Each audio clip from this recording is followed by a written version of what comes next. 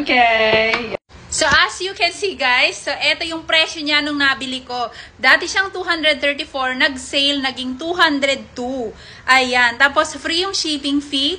Nakapag-avail ako ng 60 pesos na voucher. Kaya yung 202, naging 142 pesos na lang yung tatlo. Imagine nyo kung gaano kalaking natipid ko dyan. Kasi ito yung original price ng isang piraso.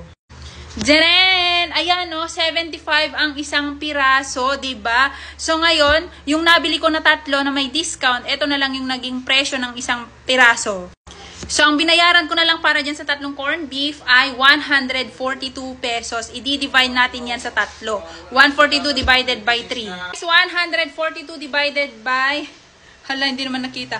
Ayan, no, 142 divided by 3, naging 47 pesos, 0.33 na lang siya. O, di ba yung original price niya is 75 pesos yung isa. Pero ngayon, tong nabili ko, 47 na lang yung isa. O, di ba laking tipid?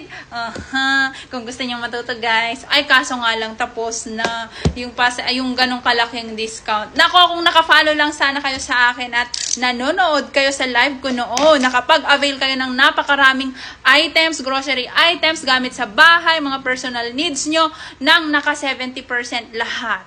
Hay! Sayang! So, ayan guys, kapag may maganda kong balitang sinishare sa inyo, huwag kayong mag-atubiling i-check yon at i-try yon dahil makakatipid talaga kayo. So, yun lang guys, and thank you so much for watching!